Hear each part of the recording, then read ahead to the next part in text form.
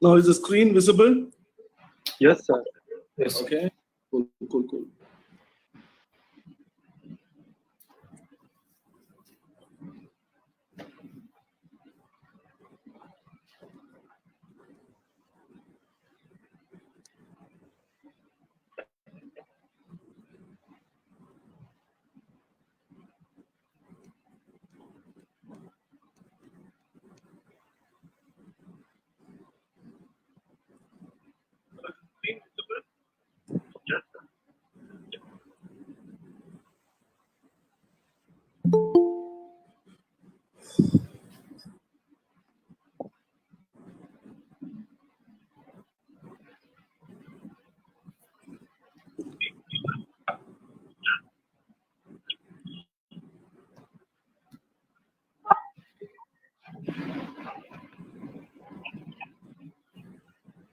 Yes. Yeah. Good afternoon to all. First, I will introduce to all to our guest. Today we have with us S. J. Raja Singh. He's from the fourth batch of our law school and he passed out in 2012. Prior to joining RGSO IPL, he worked as a senior software engineer with Accenture for 2 years. Since his graduation, he is practicing before the High Court of a Judicature at Madras. Over to you, sir. Yeah. Thank you. Thank you so much. So I can start, right? Yes, sir. Okay. Now, see, good afternoon all. So I would like to just, kind of have a basic request that we will have a session with utmost interaction, not an extempore. Yeah. Will that be okay? Yes, sir. Yes, sir. Yeah, because Yes, sir. extempores you can just see it, have it, wherever, like in YouTube or whatever it is. But I would like to have more of an interactive session. Clear? Now, the topic of our discussion would be investigation of IPC offences. Okay, investigation of IPC offences. Now, so what is the Indian Penal Code? Everybody would be knowing about the Indian Penal Code, right? So the basic is that it is a comprehensive code intended to cover all substantive aspects of criminal law. It was drafted in the year 1860. You would be knowing it. And the main thing which you need to understand about this is it is supplemented by the other criminal provisions. Okay. Now, somebody has to tell me what is actually the meaning of the word comprehensive.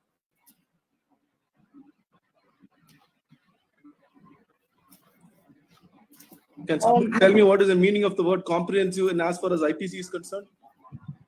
Or comprehensive would mean really understandable by masses.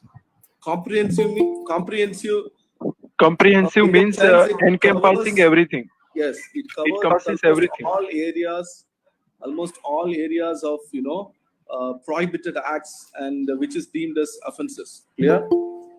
Despite being enacted in the year 1860, during the year 1860 itself, it was a well thought of and well drafted piece of legislation, and that's how you need to understand the word comprehensive. Okay. Now, what do you mean by supplementation? Can somebody tell me what is the meaning of supplementation? And how is it related to IPC?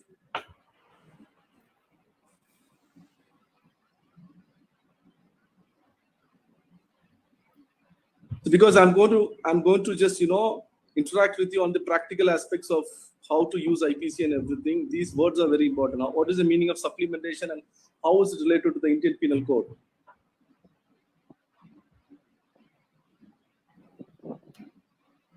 Okay, let me ask you a question. Is this Indian Penal Code the only piece of law which we have? Yes.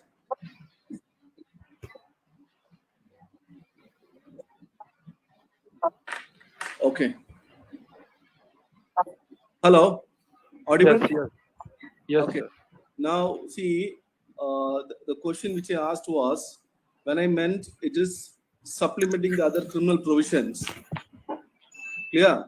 Can somebody say, is IPC the only piece of legislation or piece of statute or piece of law which we have to enforce or start investigating in any of the criminal offences? Is that the only legislation we have? No. No, correct. Can you name me some other laws which we have for other offences? Narcotics and Special drugs related act. POXO, POTA. POXO, POTA, NDPS. Tata. Then Prevention of a Corruption Act. PCA, correct. Then Juvenile Justice Act.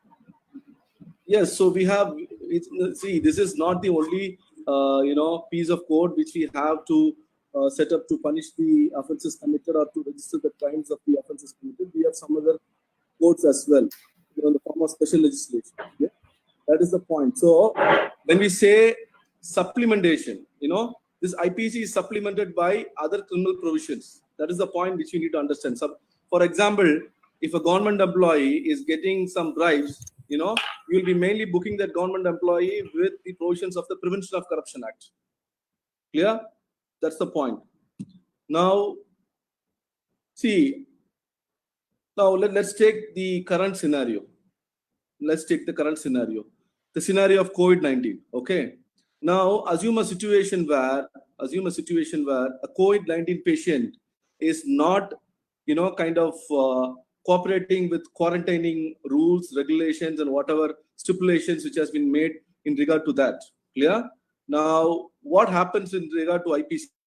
Like, how can you invoke IPC?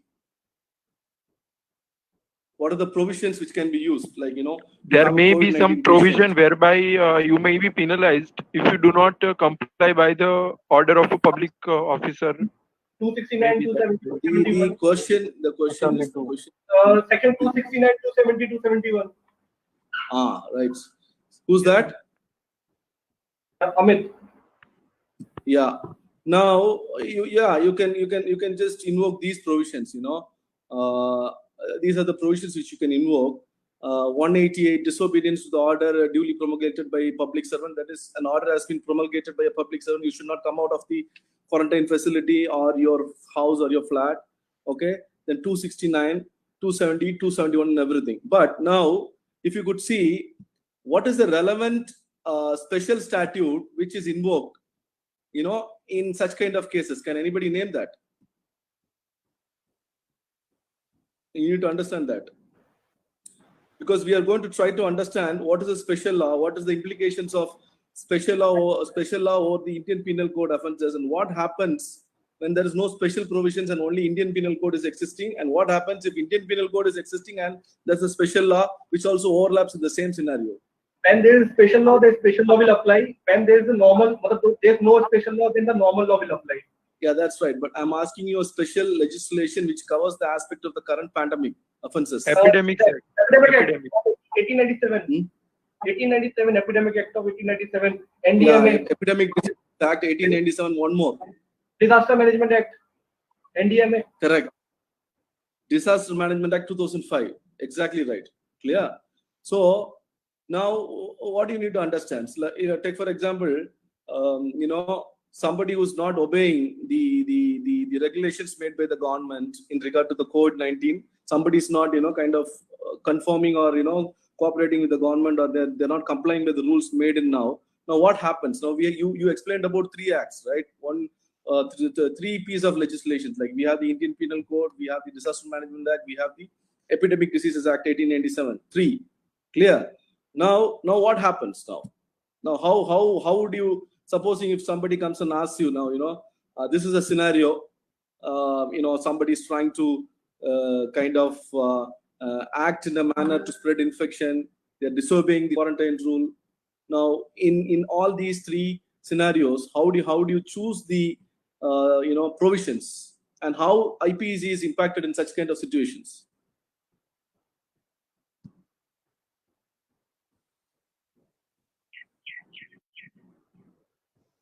Any clue?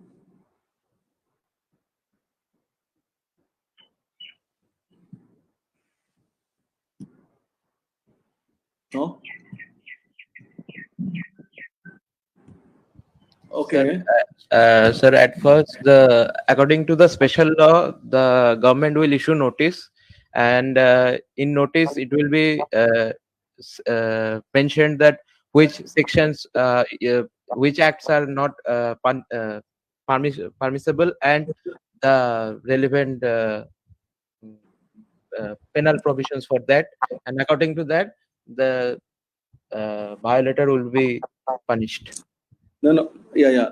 See, my question is little different. My question is, in a scenario somebody commits an offense in regard to the current situation of COVID pandemic. Clear?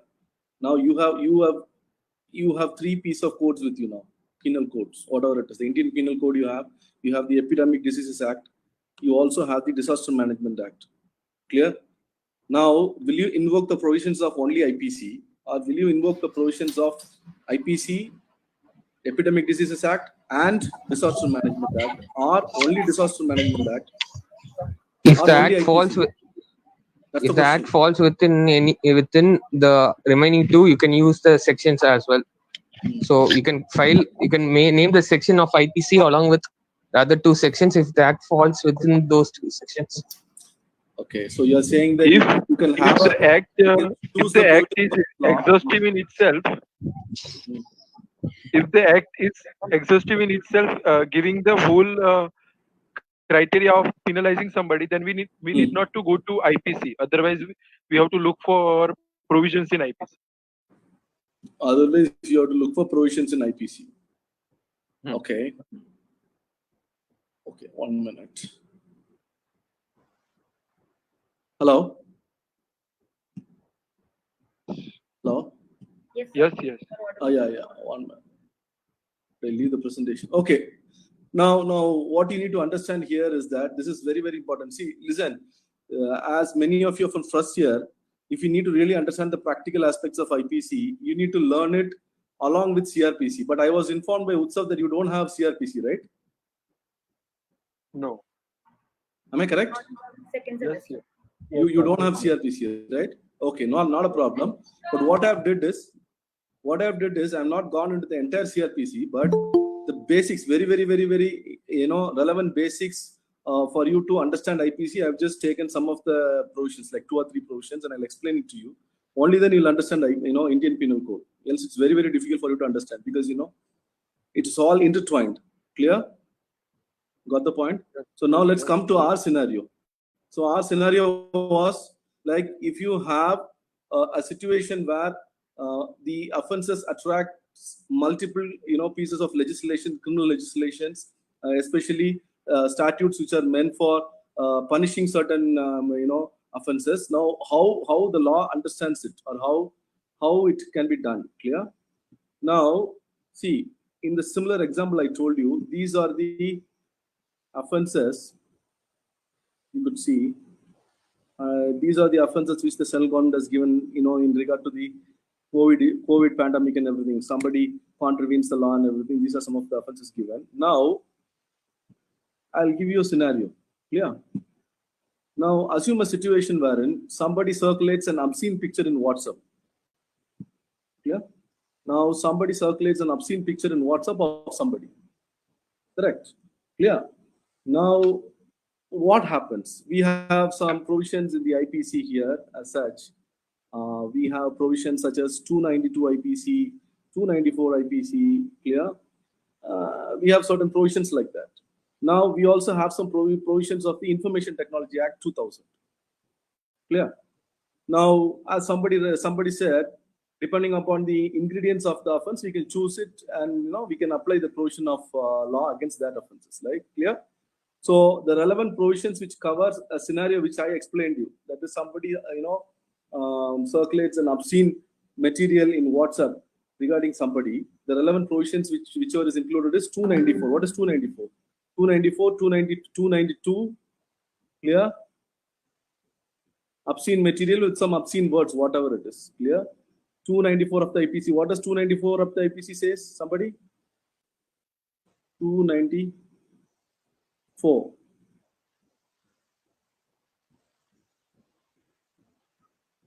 Obscene acts and songs. Whoever to the annoyance of others. Yeah. That's Obscene act acts in public. Yeah. That's one provision.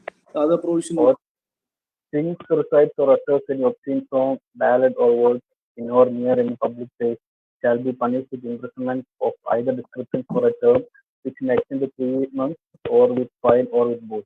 Yes, okay, that is one provision which is relevant to the facts which I explained to you. The other provision would be 292. See, don't go only as per the marginal line. You have to go into the content of the provision. Only then you'll understand it. Okay, 292, 294.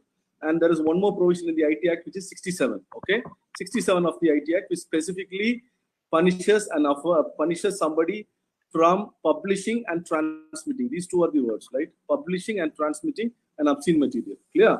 Now, relevancy of the current facts and circumstances that there are three provisions attracted: 292, 294. Because I told you, not only obscene material, obscene words are also shared against some person in WhatsApp or in some social media, whatever it is. Clear? Now, relevant provisions would be 292, 294. Because publishing and transmission happens in 294. As far as 294 is concerned, if you just read everything, you'll understand. 294 talks also about public obscenity. Clear? Sharing it to multiple people and everything. Clear? So the point is, three relevant sections I have told you. Now somebody is coming and asking you, out of the three sections, will you keep three, or have only two of the IPC, or only if you will have the provision of the Information Technology Act? Clear? Or only you have 294 or 292. What will you do? So we will have all the sections which can be booked under the specific crime. Let's say it's an obscenity scene, so we can book the person under all the provisions, all the like 292. Okay. By booking you mean that an FIR can be lodged, right? Yeah, right, sir. Okay. Some other views and opinions? Sir, if it pertains to online transmitting, then it would See, be whatever I'm discussing with you are all practical aspects. If you simply discuss about IPC, this is the provision, this is mens rea, nothing. That's not going to be useful. That you learn it in the class. Clear? These are the practical aspects which you need to know. Clear? Okay, now come on. Next. Yeah. 67A, sir, of IT Act. If it is Whatever it is, online, provisions of IT Act. Okay, provisions of IT Act. Two provisions of IPC have given. It is up to the police who file the case to determine which all punishable offences will come under. It's up to the informant. Police. No. Police has no right to alter your complaint or do anything with your complaint or information. Police is supposed to just register what complaint you give. I'll come to that case. That case is called as Lalita Kumari case. Yeah, I'll come to that. But before that, apart from all these aspects, would you choose only the IT Act, IPC, both? What? Both. Based upon the level of offense that is committed. So if it is grievous, it would be IPC or the punishment which are required to be of criminal nature. If not, it would be of IT Act. That's my opinion. Okay, now see, we are all bound by Article 140. I think Constitution you're learning, right? Yes. The law laid down by the Supreme Court is binding on the high courts and all the tribunals everywhere, right? Correct. 141 article. Am I correct? Yes. Okay. So now, what has the Supreme Court held in such a kind of situations? Because you could see umpteen number of such kind of offences happening in India, and lot of FIRs are registered, combining the special legislation provisions as well as the Indian Penal Code provisions. Finally, what the Supreme Court has held. Clear? I'll just take you through that. See, that is very important. Clear? See here. 1 minute. Yeah. Now, this case is called as Sharat Babu Diku Mardi versus Government of NCT of Delhi. This is the Supreme Court case law reported in Manupatra. Clear? Now, the offences this is a case wherein somebody, sent an obscene material through social media and also added some derogatory and obscene words, whatever it is, and transmitted and published it. Clear?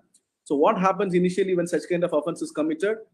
Information will be given to the police under 154 CRPC and an FIR would be registered. Clear? You're all following me? Yes? Yes, sir. Yes, sir.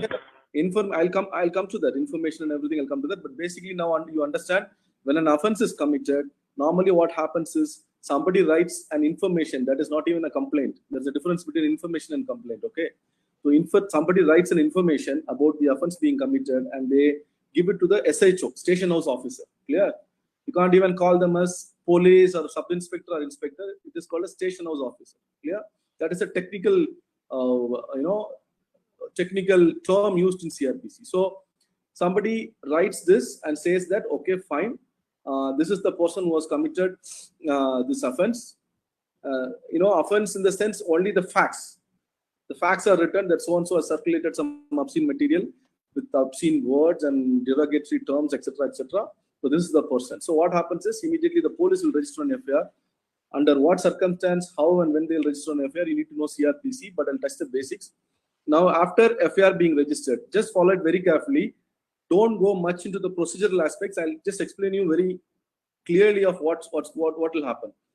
Information is given to the police station. The police conducts an investigation. The outcome of an investigation will be a charge sheet that will be submitted before the concerned magistrate court. These are the 4 steps now. As of now, just understand these 4 steps. These 4 steps are relevant to understand your IPC because of, choosing and picking special legislation provisions over the general law provisions. Okay. Can someone repeat me the 4 steps which I explained to you? First step is FIR. Second step is after the FIR is lodged, the station house officer is supposed to conduct an investigation. Investigation by collecting evidence and everything to understand whether the information is correct, wrong, whether it is valid, whether it is true. If so, what are the evidence? Then file a charge sheet. Okay. Now, in this case, what happened? The charge sheet was filed under 294, 292, 67 as per the FIR. Whatever complaint was given, exactly the same was recorded, and the FIR was registered under section 294 IPC, 292 IPC, and 67 of the Information Technology Act. Clear? Got it? Now, the charge sheet was also affirmed with the same provisions. Clear? And after the charge sheet was affirmed with the same provisions, now there's a procedure in CRPC which is called as framing of charge. Before, the court asks you whether you plead guilty or not, they'll frame the charge. The court also framed the charge, but the court dropped 2 provisions off. When framing the charge, the court has a right to go through the charge sheet and just come to subjective satisfaction whether all the provisions whichever is being charged, whichever the accused is being charged is right, correct, and whether the police have enough materials and evidence to substantiate those provisions. So after framing the charge or during the framing of the charge, the learned magistrate felt that, okay, now I have to drop 2 offenses out. Like, 294 case is not made out, 67 case is not made out, only 292 case is made out. So that charging, normally framing of a charge, an order will be passed by the trial court. An order was passed. That order was challenged by the accused, stating that now there is a special legislation which gives a provision 67 for such kind of offenses. When the trial court feels that section 67 should be dropped, every other offense of IPC should be dropped. All are following me?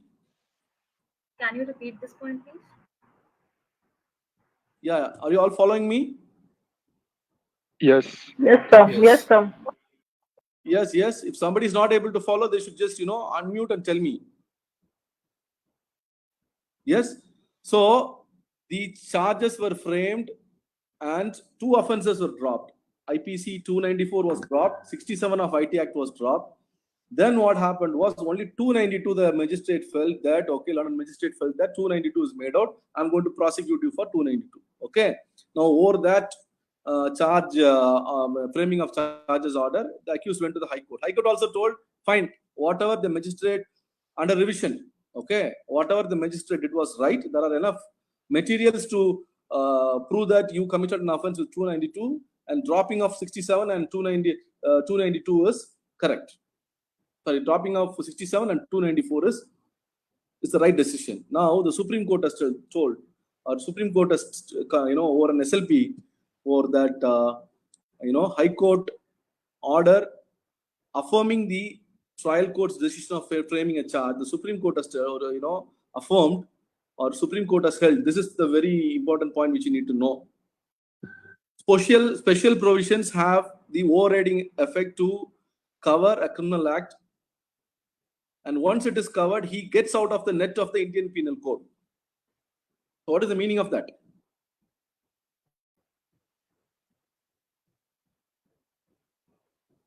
So please repeat.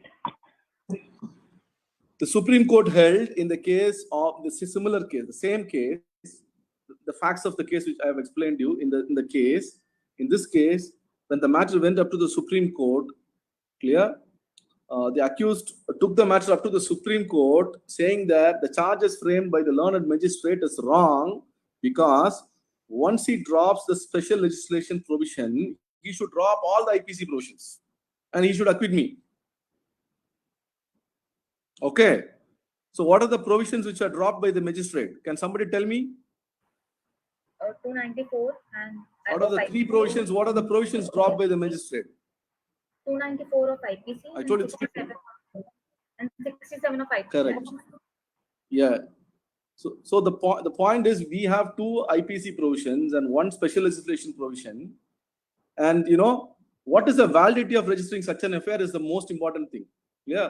The Supreme Court has held that once you have a special legislation provision, clear, and once the offense is made out in as far as the special legislation provision is concerned, normally the special law has an overriding effect to cover a criminal act.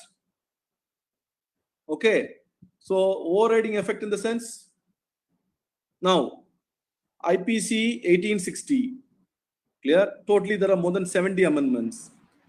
Do you think during 1978 there was kind of internet and all those social media as of now? Clear. After 2000, after 2010, the thing all the scenario changed and everything. Now IT Act was brought into force in 2000, right? Clear. So the concept is when IT Act or any other act is brought subsequent to the Indian Penal Code, and if a provision is made in the special legislation subsequent to the Indian Penal Code, which means that the legislators or the legislature both have considered the provisions of the IPC, but they have felt the need for a new provision. That is why they have enacted this. Understood? Correct? So the Supreme Court has held, once you drop 67, you should have dropped everything, because it is a matter pertaining to circulating obscene material and obscene description or obscene words about somebody. That is covered by 67. You registered an affair with 3 offenses. Charges are framed by dropping 2 of the offenses, 67 and 294. Clear? So once you drop 67, electronic medium, definitely only 67 will get attracted. But you drop 67, but take, proceed with 292. How is it possible? So Supreme Court quashed the entire charge sheet against the accused. So the point is, special legislation has an overriding effect over the Indian Penal Code. Clear? Got it? So somebody, before we started this discussion, somebody told that you can register an affair with, in such a kind of scenario, you can register an affair with all these 3 provisions. Okay, you can register.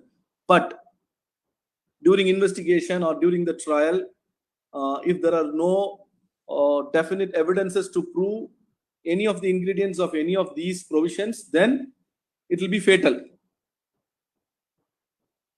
It will be fatal. Simple. If somebody circulates through electronic medium, once the word electronic comes into play, immediately you switch over to, Information Technology Act. Better. Normally, many of the police personnel will not do that. They'll simply they'll just register the IPC offense. They'll put 67. They'll put multiple offenses. Everything. But end of the day, if it is through electronic medium, if the ingredients of IT Act is not made out, all these IPC will go out. That's the point.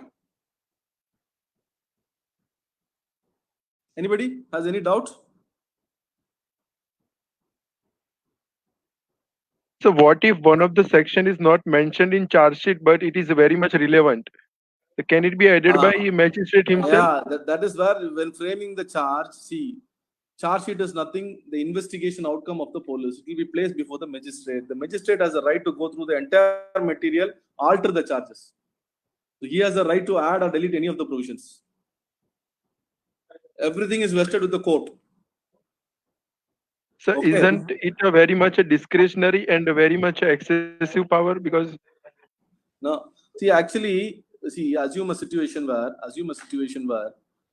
somebody has been, charged with an offense such as 328, causing grievous hurt or something like, and somebody has been during the investigation. The information was like, somebody took a stone and just threw it over me, and my head was bleeding, and I went and went to the hospital, and the doctor treated me, and this is the allegation. Okay, so normal course of investigation, it is a matter for 328, 327, and all those things. Clear? Now assume a situation where the police registers 307. What is 307? Abetment. 307 APC. Somebody. Attempt to murder. Attempt to murder. So now if you are a magistrate, what you will do? Seeing the material collected through evidence, what would be the material? The material would be the doctor's treatment records. Correct? One of the evidence will be the material object, which is the stone which is thrown on his head. Correct? Seeing all these evidences, will you alter the charge to 328 or will you proceed with 307? alter. Yes, definitely you will alter it to 328. Definitely you will not proceed with 307 because for attempt to murder, then that you should have done the accused should have done something so as to possibly cause death. So even in this stone throwing, you assume a big rock is taken and thrown on somebody's head. That is attempt to murder. A small pebble being thrown and you have got 2 stitches. Clear? Got it? So that cannot be termed as attempt to murder. So the point is, everything depends upon the facts and circumstances of the case. Okay. But here the point is, the magistrate has the right to alter it. Alter depending upon the evidences collected and the materials placed before him in the charge sheet. Clear? Okay, let's move on to the next one. Clear? Now, So any doubts? Any doubts? Yes, sir. Just one question. Sir, in this case, the law is laid down by the Supreme Court.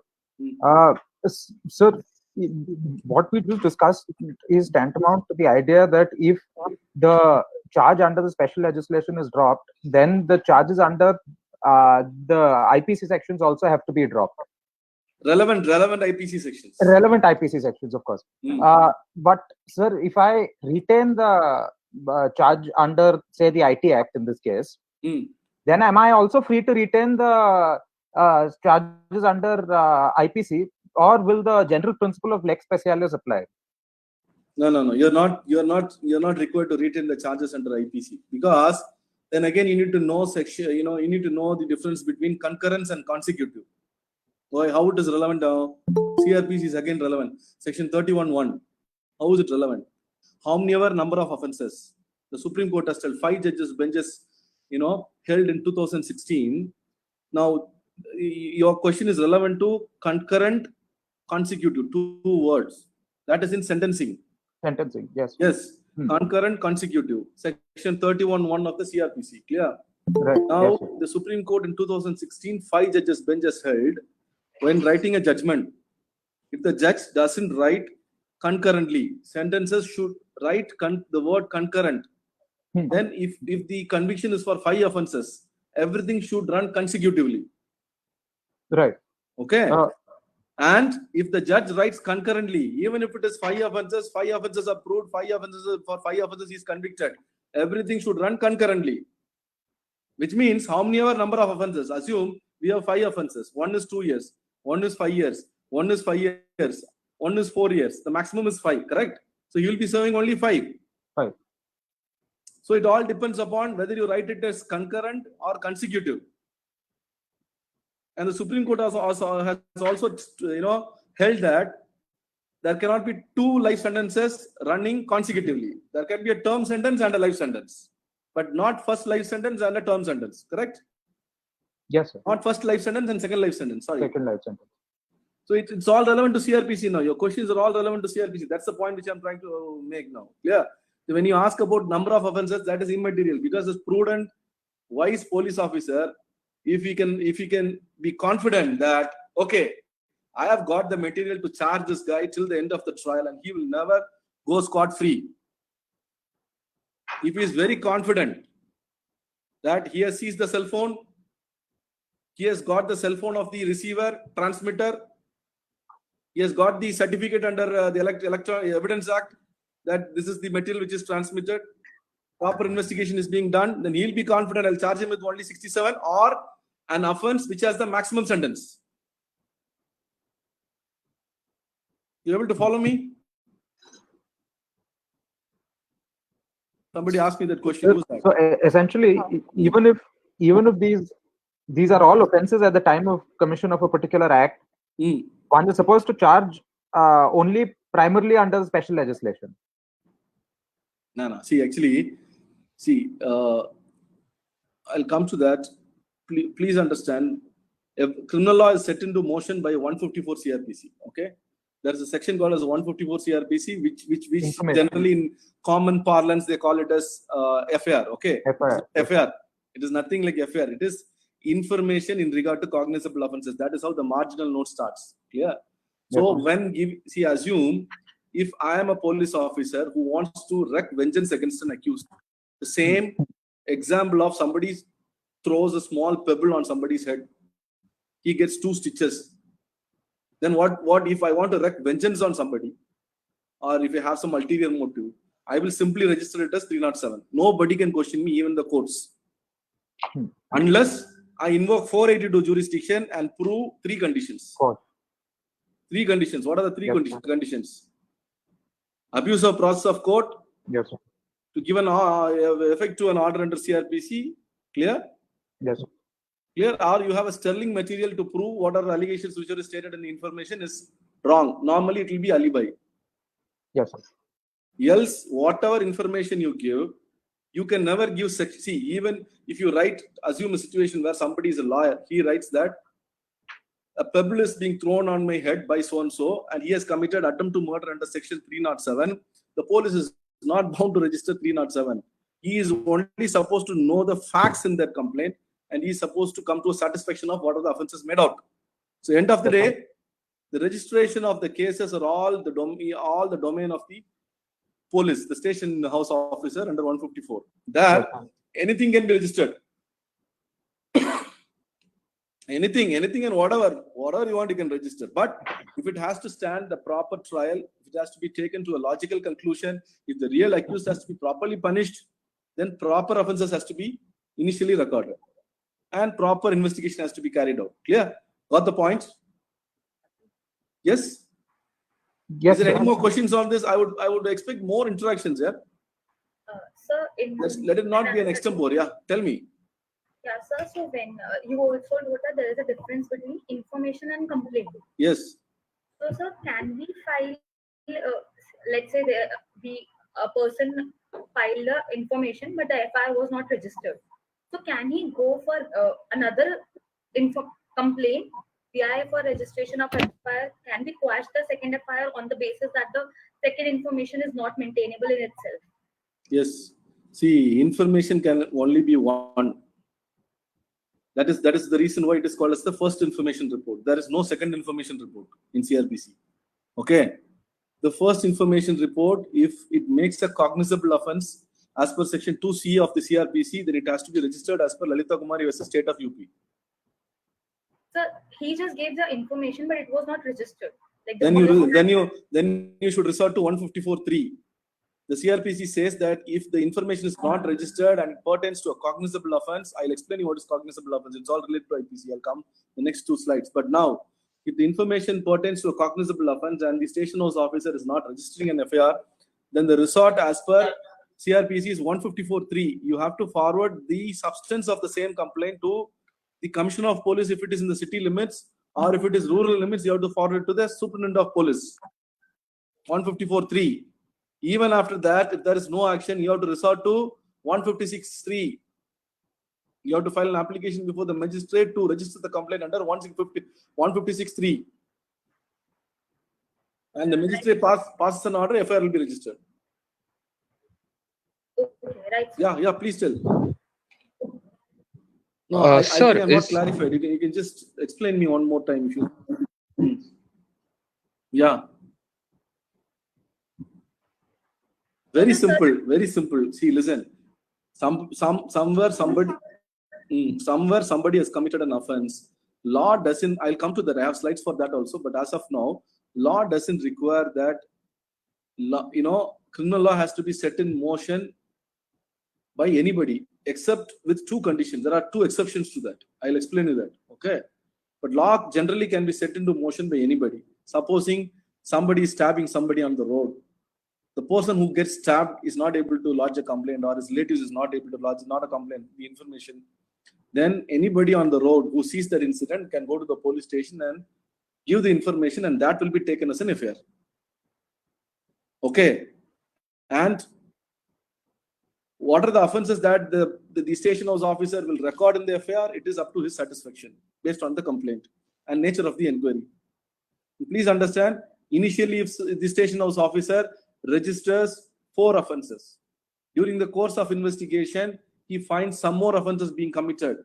He can register more offenses also. For example, he can alter the FIR. There is something called as altering the FIR, okay, and register more offenses. Clear? Can somebody give me an example of altering an FIR? A scenario? For example, somebody has committed a crime. Take for example, somebody has stabbed somebody. There is a knife used. Clear? After stabbing, the accused has destroyed the knife by throwing it or kind of breaking it, do whatever it is. Clear? Now the police apprehends this fellow and they understood that he has committed the offense. So FIR would be registered. Clear? And during the course, FIR will be registered. Supposing if the victim died, that is, he died, then 302 would be registered during the course of the investigation. If it is found that he has also destroyed the knife used for stabbing that deceased, then 201 also will be additionally booked. Destruction of evidence. Are you able to follow me? Yes, sir. Yes? Yes. Yeah. Any more relevant questions to the same? Sir, one doubt. Yes.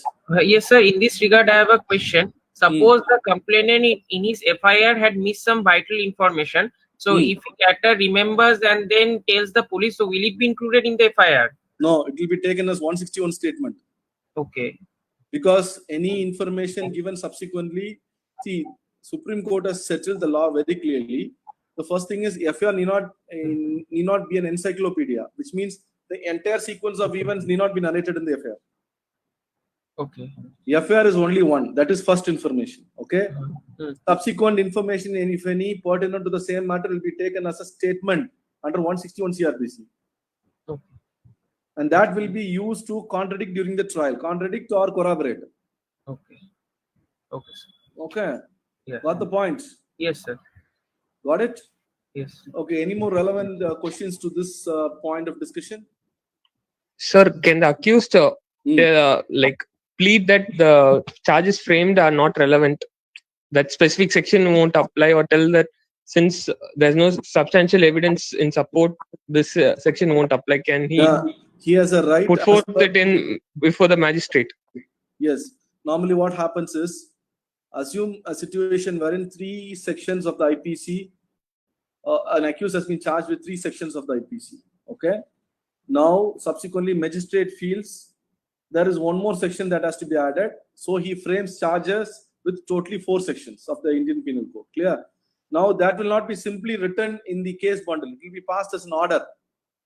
That order can be challenged by the accused under the provisions of CRPC 401 read with 397. That is called as revision. You note down all these things. Revision of charge sheet. Huh? Revision of charge sheet, sir. Charge sheet. Charge sheet. No, is this in the trial phase or before the trial? Trial. Oh. See, magistrate comes only during the trial. Where does he come during the investigation? No, sir. Like post investigation, when the magistrate calls for the accused, claiming that such charge sheet is being filed in your name, he'll ask for the opinion of the accused. So that time, if No, I'll tell you the sequence which you need to understand. I think you need some clarity. Clear?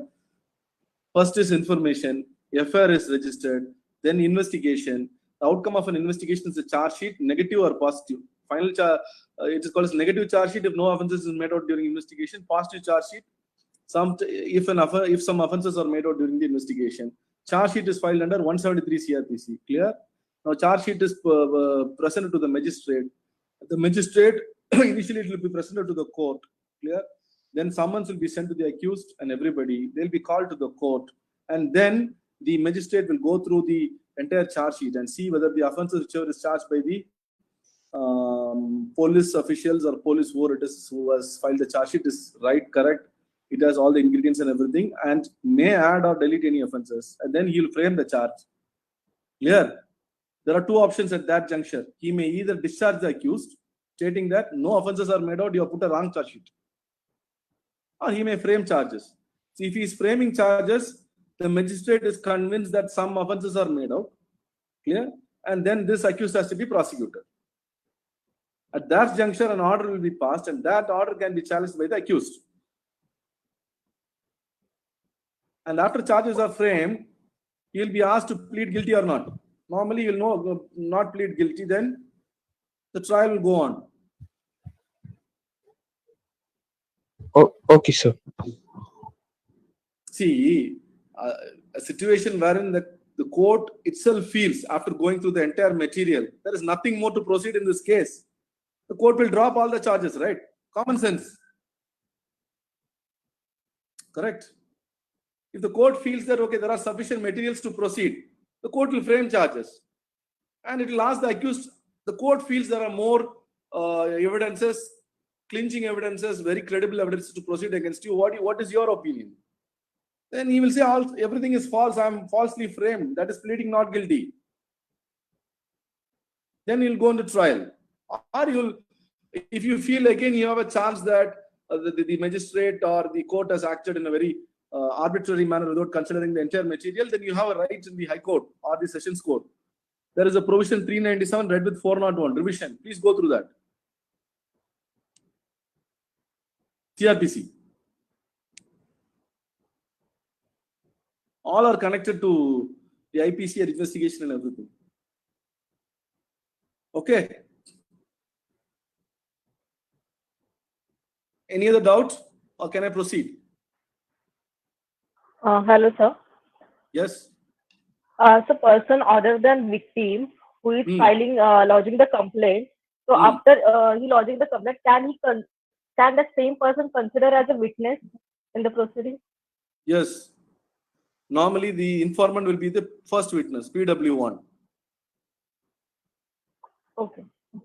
In normal course, the informant will be the first witness. Hello. Yeah. See, this Sir, is I have one more only question. 1 minute. I'll just answer to that question. Okay. See, very simple logic.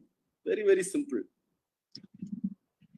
Somebody goes inside a lift to the 15th floor of an apartment. There is no camera, CCTV camera inside. An offense is committed inside the lift. The person against whom the offense is committed, he or she will be the only witness? Yes or no?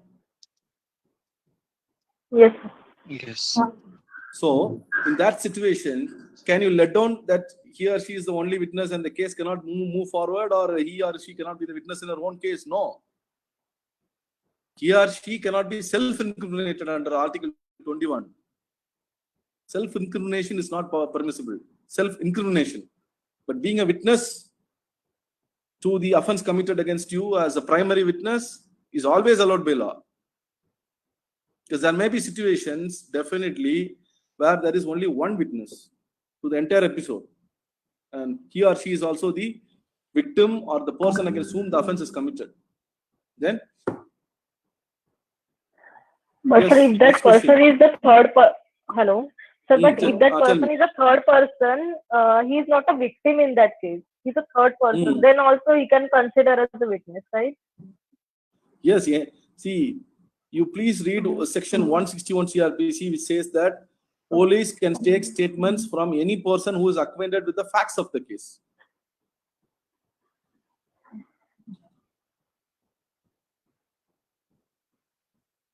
Okay. So if you say somebody else knows about the case, they are acquainted with the facts of the case. So they are a witness under 161 CRPC. And sir, how about the people who given the statement about the case? They are also witnesses. See, supposing if okay, now let's take an example of two people having tea in Tikka. Tikka, where is Tikka? Tikka in IIT Kharagpur. Yes. Am I right? Is it Tikka is still there? Okay, Yes, sir. now two people having tea in IIT Kharagpur, and they started talking about something. They develop a fight. Clear? That is witnessed by four others. A, B, C, D, witnesses. X, Y are the people who fought against each other. There was battery, assault, everything. What is the difference between battery and assault?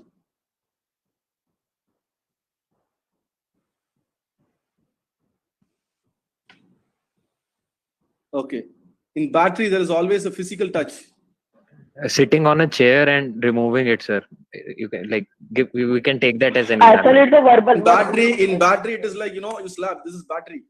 Yes, sir. In assault, you can even say like this, like I'm going to kill you. Verbal. It creates a fear. No. Let us come to the point. Clear? Now, four witnesses A, B, C, D, X, Y, people who fought. Now, police comes to A, B, C, D and asks what happened that day. They are bound to give the actual fact. They cannot deny that as per law. Okay. Now, the police goes to another A, B, C, D, till A, B, C, D. They all are relevant. They all know about the incident. They are saying they are giving statement to the police. Now, the police goes to another person L, who is not even present in the scene of occurrence, scene of crime, nothing. What will he do? He will just say, I am not even aware of what you are asking, sir. Please let me go. Correct? So the primary condition is that you should be acquainted with the facts of the case. Then you are bound by 161 CRPC. You have to give when the police comes, you have to cooperate.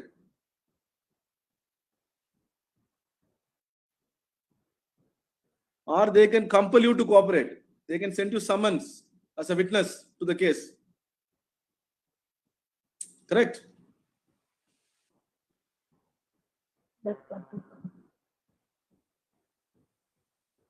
Got it? Okay, now, anything else? Can we move? Yes, sir. I want one more question. Tell me. Sir, I want to know about the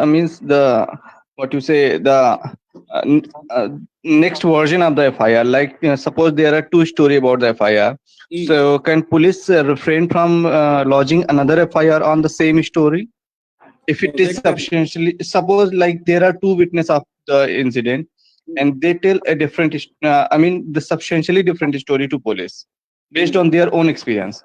So can the police refrain from lodging another FIR on the same incident, or like they have some different power? This is called as case and counter. Case and counter case. Okay. Case and counter case is permitted. In a situation of case and counter, two affairs are permitted. But in a single incident which pertains to the same transaction, two affairs are not permitted. Can somebody give me an example? In case of robberies like situation? Robbery like situation. Give me a situation where two affairs are maintainable. Give me a hypothetical scenario.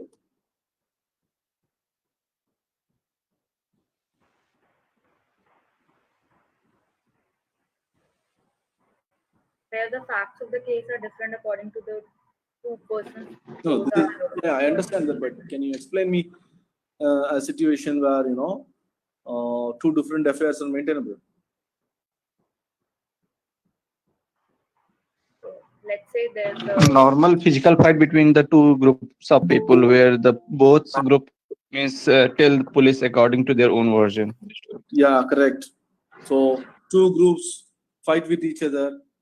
One group lodges a complaint against the other group. The other group says we are also lodging a complaint against you. Okay, correct.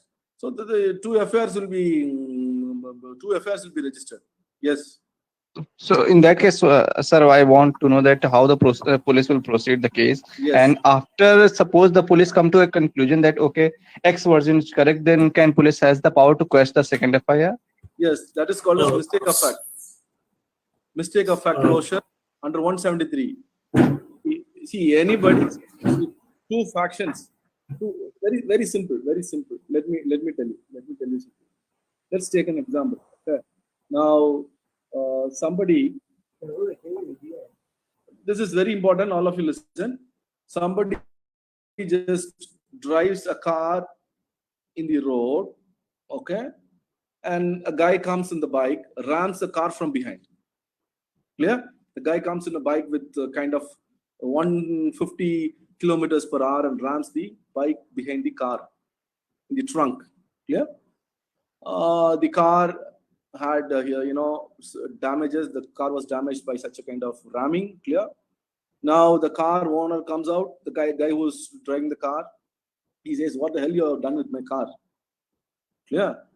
Then that guy says that nothing wrong with me. You only braked. You only applied the brake. Immediately. I was just coming behind you. All those conversations are going. Clear? Then the car owner, he just uses some obscene words against this guy. Clear? Both develop a fight and everything is going on. The police comes, says that you both come to the police station. Clear? Now the guy who owns the car and who drove the car comes to me. I will say that you go and give a complaint under 279 IPC, rash and negligent driving. Correct? Okay, now let's flip the situation. The guy who ran the car comes to me. I will say, you just go write whatever that car driver scolded you. He has used obscene words against you. Go and write 294B.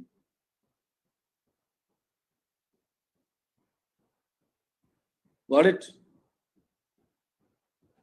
Saying obscene words in public. Then if he has assaulted, if he has assaulted him or if he has bet him, then again additional sections will apply.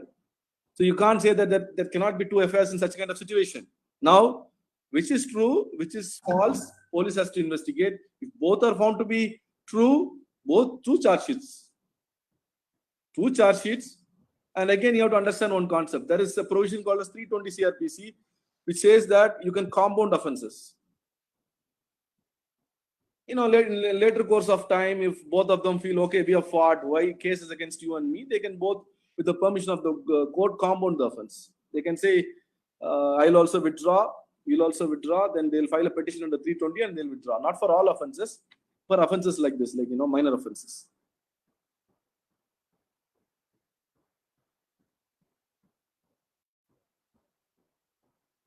Yes?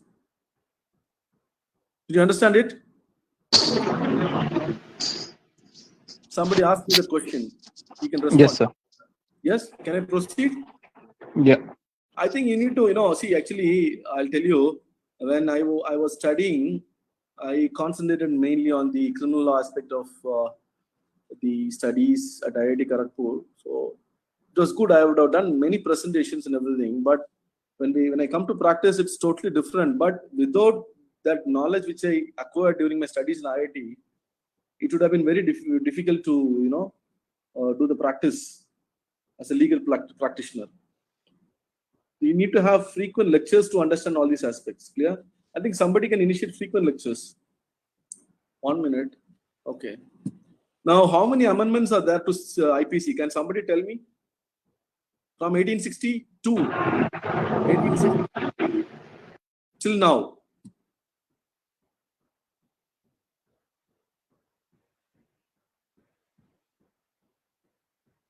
See, till now there are 77 amendments.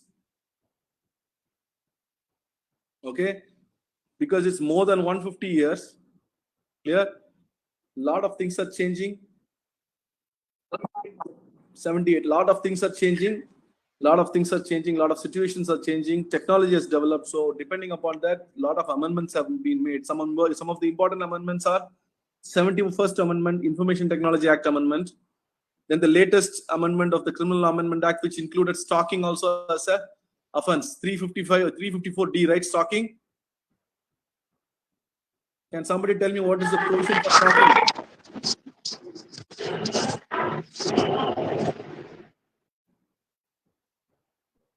(354D) Amendment of Criminal Amendment 2018.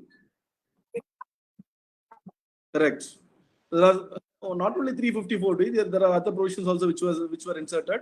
So you need to know there have been a lot of amendments in as far as IPC is concerned.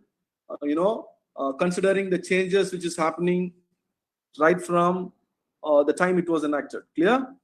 That's the point. Okay. Clear? Now let's come to the topic which we discussed. It's very relevant.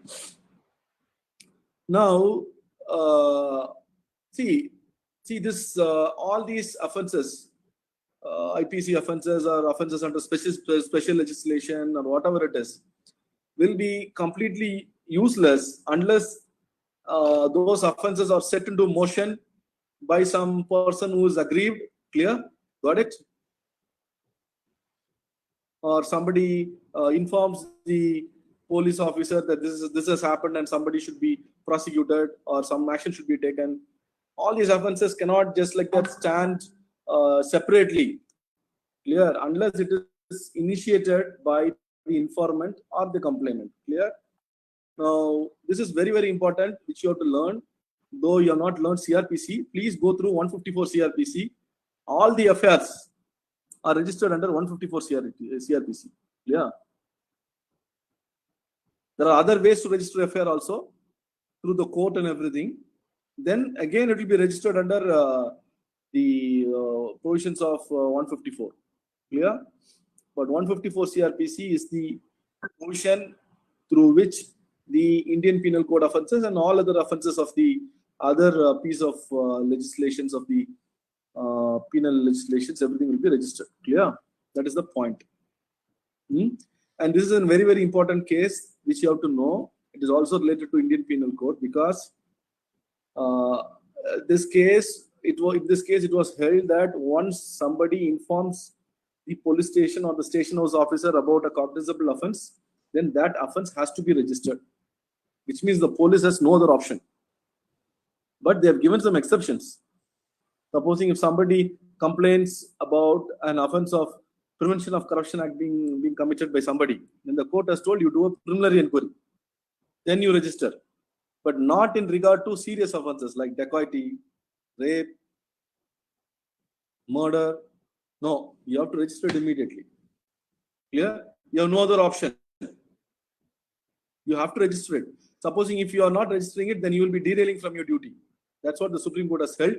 The case law is Lalita Kumari, which is state of UP. Very, very important.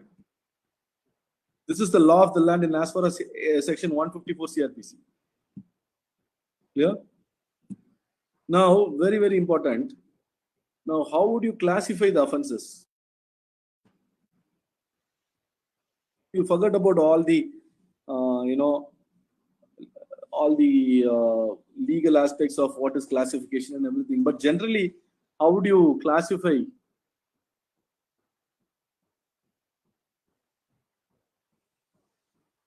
Anybody has any idea?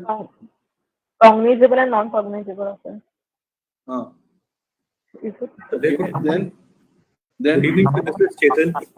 There could be multiple ways through which we can classify. It could be the way it is done in the IPC, like offences against property, offence against body.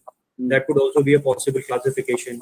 And then there is another way which generally we see in the courts, like serious offences, non-serious offences, bailable, non-bailable offences, compoundable, non-compoundable offences. Very good. Yes, correct. So You have to understand this. Okay.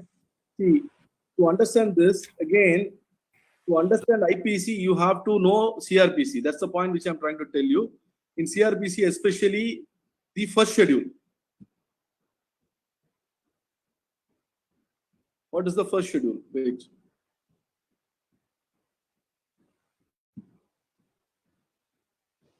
You able to see this?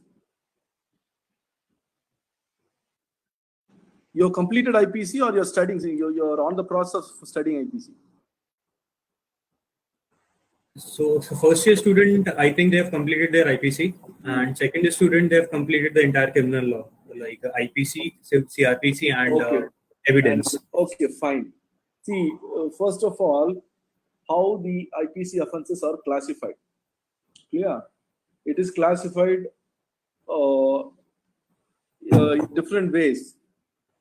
The first thing would be in regard to whether a person can be arrested or not arrested.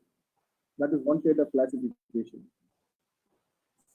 The other classification would be whether after a person is being arrested, he is entitled for bail or not.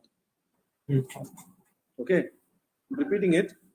The first classification would be whether the proposed accused can be arrested without a warrant or with a warrant. Okay, it's a little technical, it's very little difficult to understand, because there are a lot of people who will not understand this basics. Okay, the first classification would be in regard to the concept of arrest, whether a person can be arrested without a warrant or not. Okay, the second would be in regard to whether a person is entitled for bail after being arrested or not, or whether a person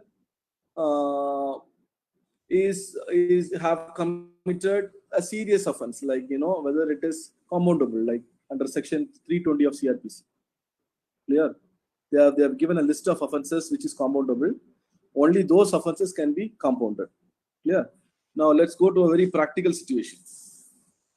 These things you learn in text, but let me explain you a practical situation which will make you understand. Okay. Now an informant goes to the police station and he says that X is a person who just use some obscene words against me in public. He scolded me so badly with obscene words. These are the obscene words, 1, 2, 3, 4. Kindly take legal action against him or kindly proceed against him. Now the first question would be whether this would be registered as an FIR. First question. Yes or no?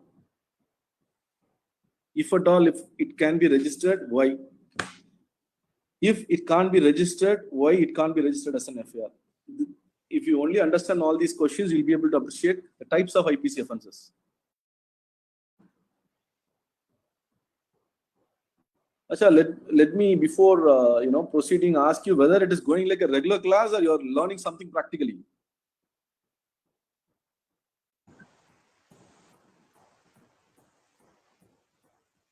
You're learning something practically? So I cannot say about everyone, but yes, I am learning a lot practically. And apart from that, there are a couple of questions if you could answer. But good, thank you.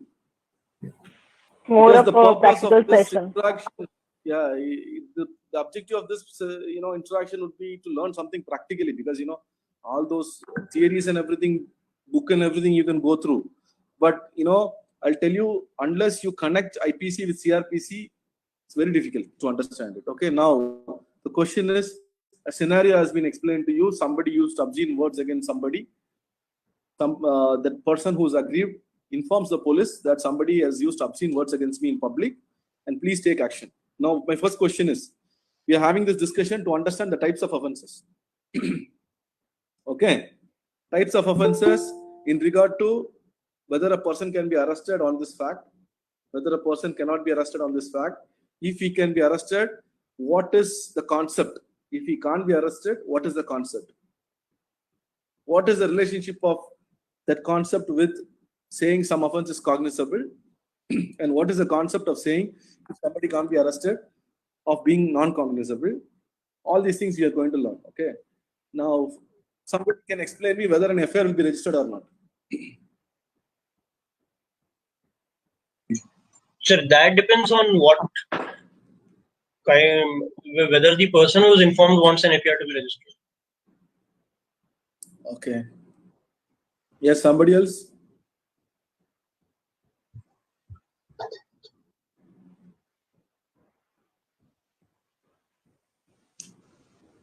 See, this IPC, CRPC, all these things, irrespective of whether you're going for practice or whether you're going for working in a company as an in-house counsel, or whether you're not going to use anything for this litigations, all these things you should basically know as a lawyer. It's very much essential. Case of defamation. So please don't choose the CRPC and IPC only because you're interested. You should. It's not that you should learn this because you're interested. You should know this. Being a lawyer. Yeah, let's come back to that question. Yes, somebody. Sir, no, FIR can be filed the case of defamation. So even defamation is a non-cognizable offense, so a police officer can reject to file the FIR. Okay, now the verdict is split. Like somebody says that some participants say that they can register an FIR. Some participants say they can't. Okay, now let me explain you the actual concept. There is a possibility where FIR can be registered when the statement made by the other person is hurting the emotion of entire class or community. Then in such a situation, it will fall into the category of cognizable offense, and then FIR could be registered. Okay, now this is what you need to know.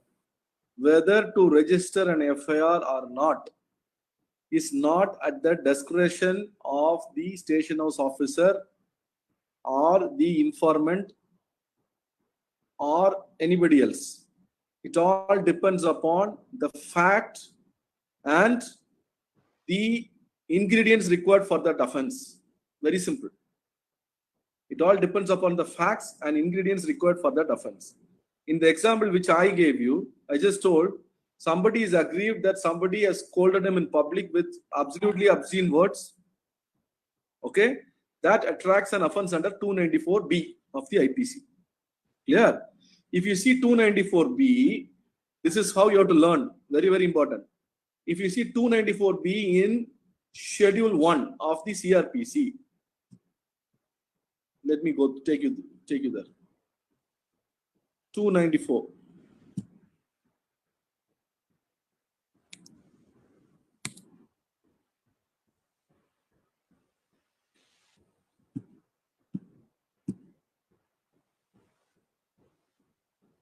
Yeah. Now 294, obscene songs, words, etc., etc. Read through the entire provision. Okay. Now it says cognizable. Can you see that? Yes or no? Yes, sir. You're able to see my screen, right? Yes, sir. It says that it is cognizable and it is bailable. Ditto. Yes, sir. So, according to the facts of this case and the information which is given by the informant to the station house officer, an offense of 294B is made out. There is a subsection, subclass called as B, small b. Okay, go and see it. And the police will now know it is cognizable and it is bailable. So, two concepts. This offense 294B is cognizable, bailable. So, cognizable relevance, an FIR can be registered directly without even getting the permission of the court. Very, very important. Okay. Without getting the permission, there are certain situations in which you need to get the permission of the court to register the FIR. I'll explain you that. But here in this situation, 294B, Indian Penal Code, Schedule 1 CRPC classifies it to be cognizable, bailable. Cognizable relevance 154 CRPC, because 154 CRPC clearly says that information in regard to cognizable offense only can be registered. Note the point. Very, very, very, very important.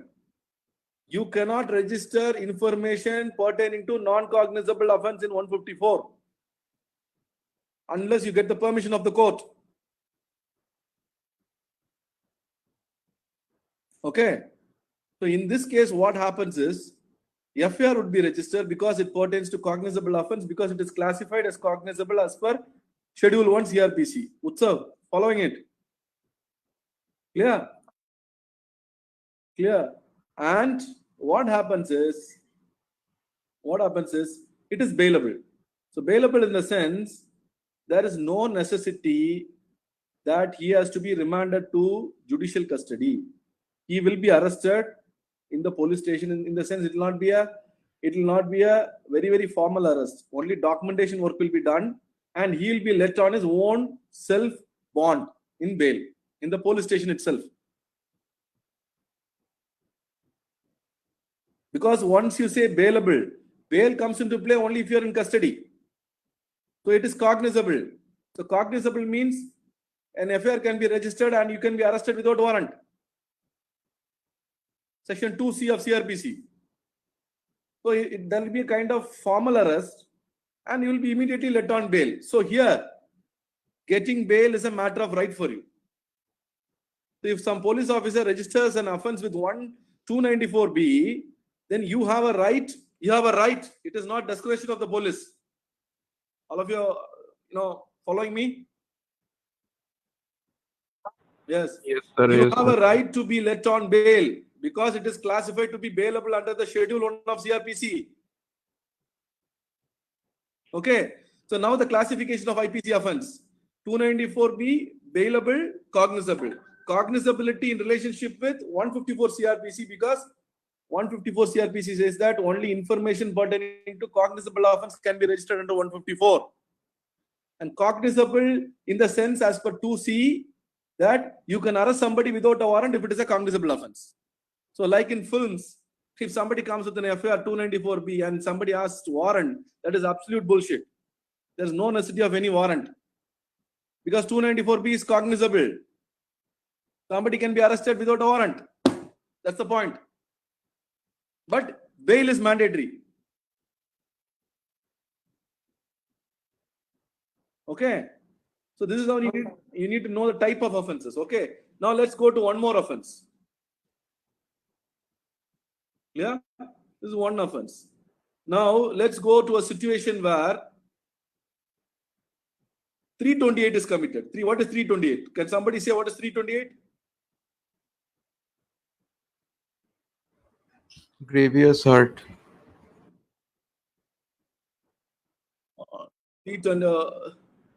Voluntary cause. Wait, cognizable. Wait, 1 minute. 1 minute. Let me go to one more thing. 331. 331, what is the type? Is it cognizable and non-bailable? 331. Can somebody see what is 331 in Schedule 1? Yes, sir, it is. Voluntarily causing grievous hurt to extort confession or information or to compel restoration of property. Yeah, okay. Now let's come to a situation where, somebody has not committed a crime. The police, police from police station comes, and he or she takes somebody to the police station, assaults him, and says that it confers to the crime that you have not committed. Okay, and he is hurt grievously and he is profusely bleeding. Now one of his relatives sees that, and he or she understands that the person who has been taken into custody by the police has never committed an offense. It is not correct. It is not a fact that he has committed an offense, but still the police is kind of assaulting him, profusely bleeding and everything. Now 331 is attracted, right? 331 is attracted. If you see the type of offense, it is cognizable, which means FIR can be registered. Not the point. FIR can be registered, and again it is non-bailable. The point is that non-bailable. So you can't ask the police officer to let you on bail if you are arrested. Even a police officer can arrest another police officer. Okay. So you cannot ask that police officer who arrested the police officer who committed the offense to let him on bail. No. Because now bail is not a matter of right as far as 331 is concerned. But in 294B, it is a matter of right. Now what happens is, within 24 hours, you should be produced before the magistrate and you have to file a bail application. And only if the court feels that you will not tamper with the evidence, you will not abscond, you don't have any previous cases, all those conditions are met, then the court may grant you bail. So IPC offenses non-bailable.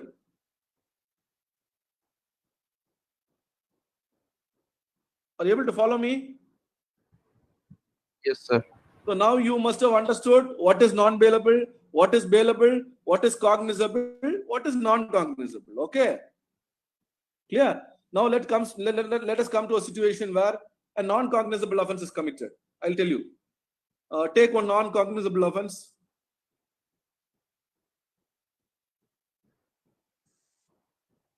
Defamation would be the best thing. Defamation, go to 500, 499 and all those things. Okay, 499. What is the classification? Somebody?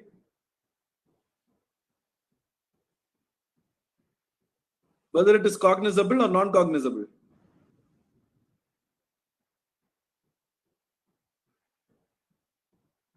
Non-cognizable and bailable offense.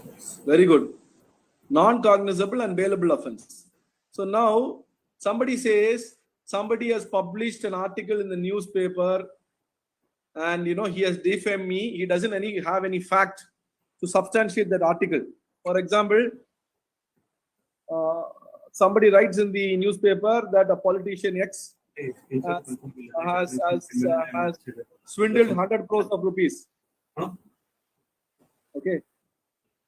Swindled 100 crores of rupees. X comes, sends a notice to X, not notice, X says to that, the person who wrote that article, he says that I'm going to lodge a complaint against you in the police station. The first question would be, whether FIR will be registered under 154 CRPC, yes or no? No. Very good. Who said that? Chetan. Chetan, no, correct. It will not be registered. It is not a cognizable offense. It is a non-cognizable offense. Yes, sir. So, if it is a non-cognizable offense, though you give information to the police is not bound to register that information, but the police will direct you to approach the court under section 155 of CRPC. So, normally what happens is that you approach the court under 155 CRPC and say that this is the offense, this is the defamation which this person has committed. You have to keep some material to substantiate to the court that this is the kind of offense which is committed. Yeah, and then the court will go through the material and everything. If the court gets satisfied, then the court will give a direction to the station house officer to register the FIR through 155, not through 154.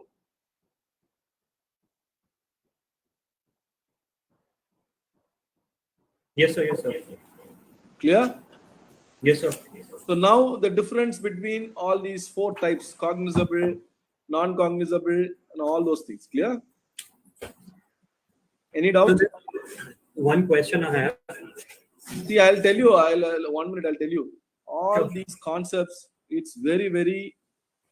It's little complex. You may think it is very easy. It is not that easy. Unless you have some interest to understand and know these things, you will not. Okay. So you listen carefully, participate, and you try to understand it. If you're really interested. Yes. Sir, in defamation, we have criminal defamation as a defamation as a tort as well. What's the general difference in both, except that criminality and civil part? No, normally, if you go for civil proceeding, you'll ask for compensation. Here, it is imprisonment. That's all. That is the only difference. Yeah, that is the main difference. If you go for damages, you'll ask for 5 crores, 2 crores, and everything. Then you'll have to pay a percentage of money to the court before you institute any proceedings for defamation, compensation. But as far as criminal proceedings are concerned, you need not pay any upfront money to the court. You will just prosecute to prove that he intentionally defamed you. Okay. Then if you prove it, then the outcome would be that he will be imprisoned. He or she will be imprisoned.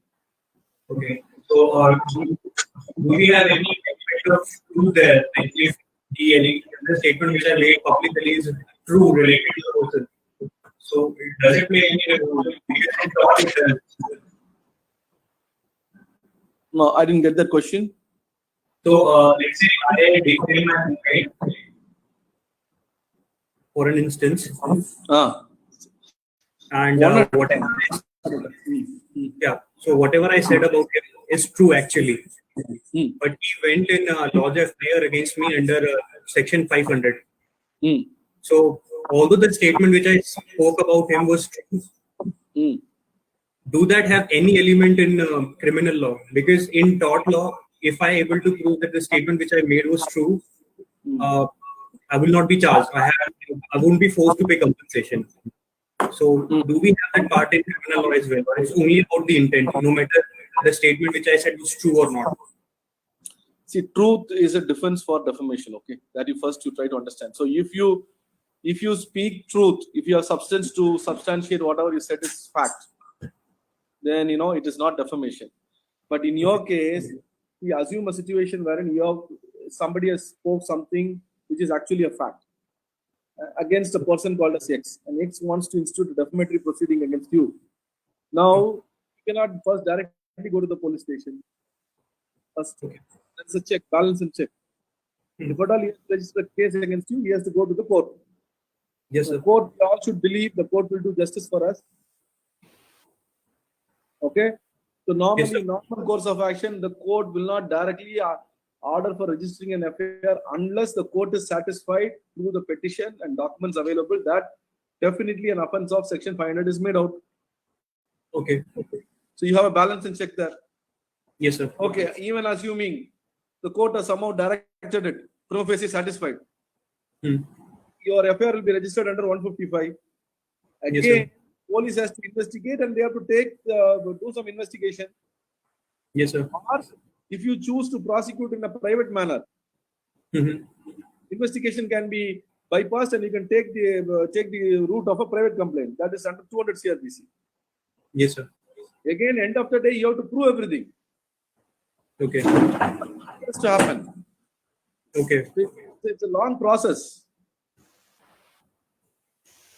Okay, sir. So in the entire process, somewhere if there is any falseness, definitely the person implicating, false implications will definitely be not able to succeed. Okay, sir. Okay, now, Utsav, how much time more I have? We have already exceeded.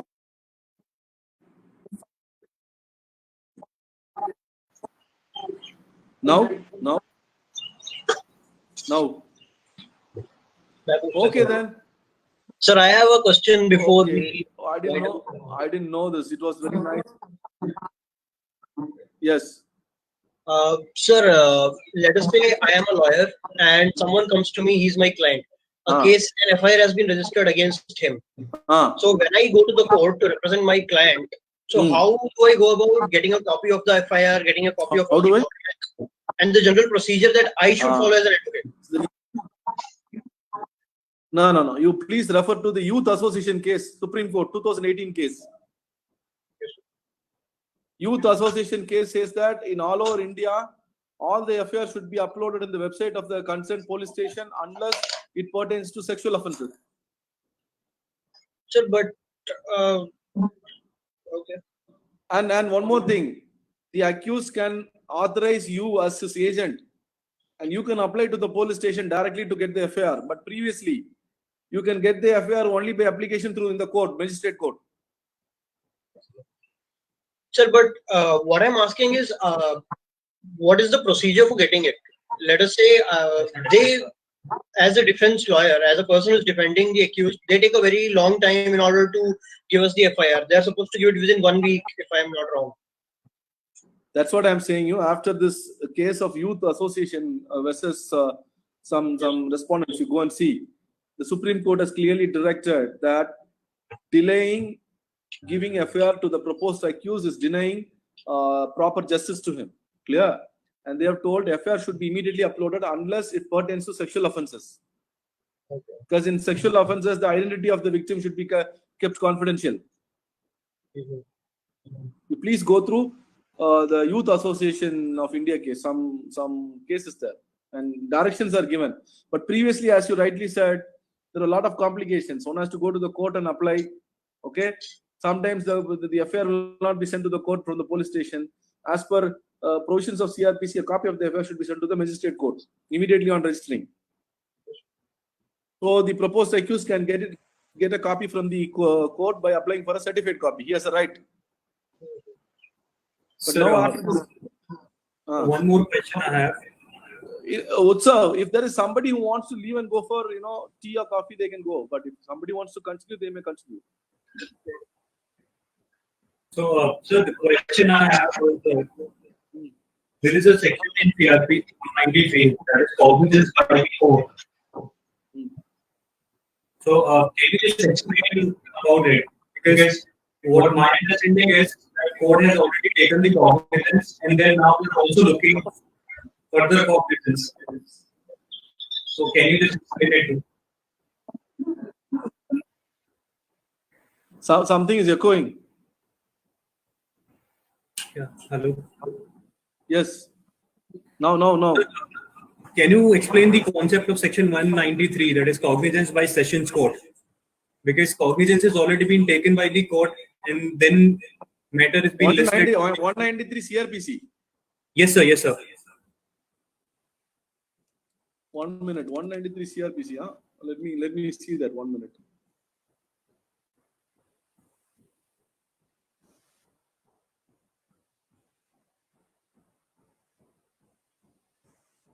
See, actually, there are types of offences which can be tried by the sessions court, and there are types of offences which can be tried by the courts of first class magistrate and everybody. The type is given in the classification schedule 1. Okay. Yes, but if an offence is exclusively triable by the sessions court, then there are two types of procedures in CRPC: committal proceedings and make-over proceedings. Okay. So if initially the charge sheet will be submitted to the magistrate court, and the magistrate court feels that all these offences were triable by the sessions court, then the charge sheet and all the contents will be given or posted to the sessions court for trial. Then the sessions court will take cognizance of that offence and then proceed. The murder case, initially charge sheet will not be filed directly to the sessions court. Okay. Charge sheet will be filed before the magistrate court. The magistrate goes through the contents of the charge sheet and everything and finds this is not a case in which I can try it. Only court of session can try it. Okay. As per schedule. Yes, sir. So magistrate will pass on all the records to the court of session. From there, court of session will send the summons to the accused, and the court of session will take cognizance, take judicial notice of the offence, and then proceed. Okay. Understood? Yes, sir. Yes, sir. But if it's an offence triable by a court other than session, then magistrate courts will proceed. Okay. See, now in India, there are only 3 levels, okay? Judicial magistrate. There is nobody less than judicial magistrate. Only metropolitan magistrates in the metropolitan city, judicial magistrate in the rural areas, and after judicial magistrate and metropolitan magistrate, it is the district and sessions judge, clear? Then the High Court, then the Supreme Court. Only 4 levels. Okay, sir. So, trial is only with sessions or magistrate courts. That's it. Okay. No trial with the High Court. Yes, sir. So, if an offence is exclusively triable by the session, then the magistrate will submit the records to the court will send the records for the sessions courts to try. Okay. And the sessions court will take cognizance. Cognizance is taking just notice of some offence being committed through a charge sheet and then proceed. So at this point, when matter is reached to the sessions court will look into the characteristic of the offence again. Yes. Same procedure. There is a separate chapter in CRPC which deals with sessions trial.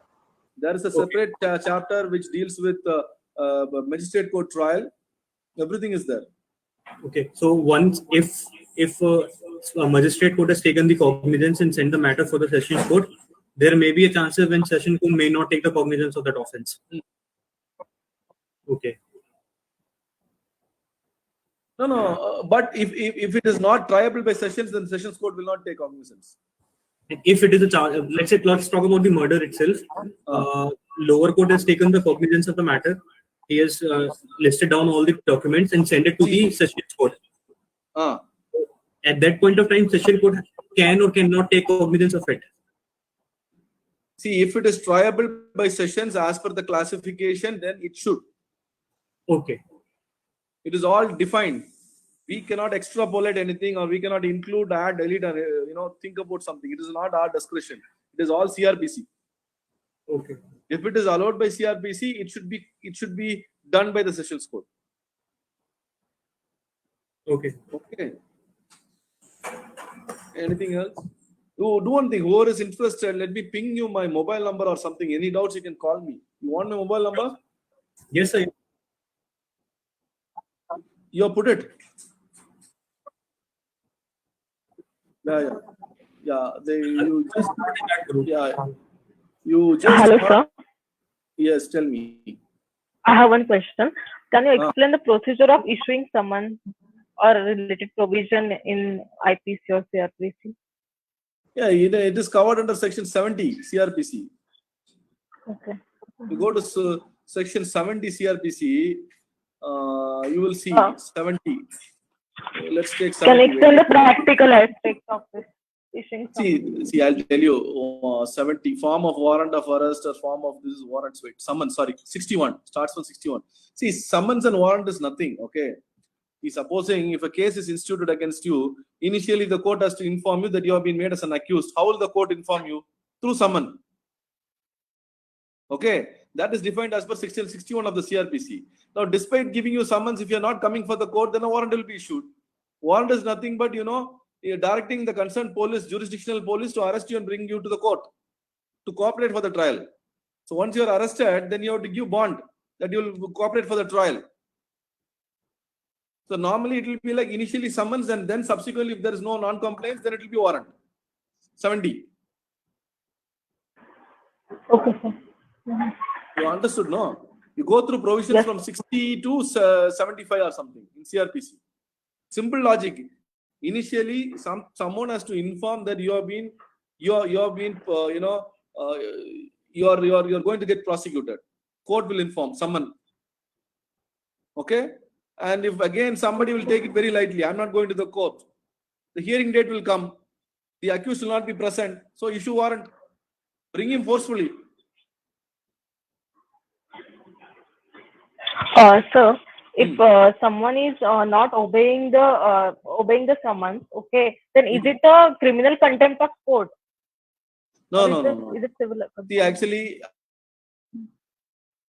there is something called as contempt of court only for two reasons. There are two reasons where a contempt jurisdiction can be involved. Only two situations. If there's a situation where somebody makes a scurrilous remarks against the court, or somebody obstructs the delivery of justice and everything, then that is a criminal contempt. If there's a disobedience of court order, then it is a civil contempt. Only two types of contempt, and non-compliance of summons will never come under the contempt jurisdiction, because there is exclusive provision given in CRPC to handle when there is a non-compliance of someone to issue warrant. Okay. Okay, sir. Got it. Understood. Yes, sir.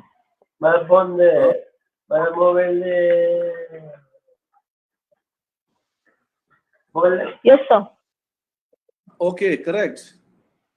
So what you all can do, you can be in touch with me if you're really interested to learn about CRPC, professional ethics and practice and everything. How many of you want to go for practice? Good, Chetan. Okay. Me, sir. See, you also, huh? Okay, good. Yes, sir. Yeah. See, I'm in my 8th year of practice, and when I was hey, you can stop recording. No, we are having an informal discussion, right? Once you stop recording, you inform me. Stopped?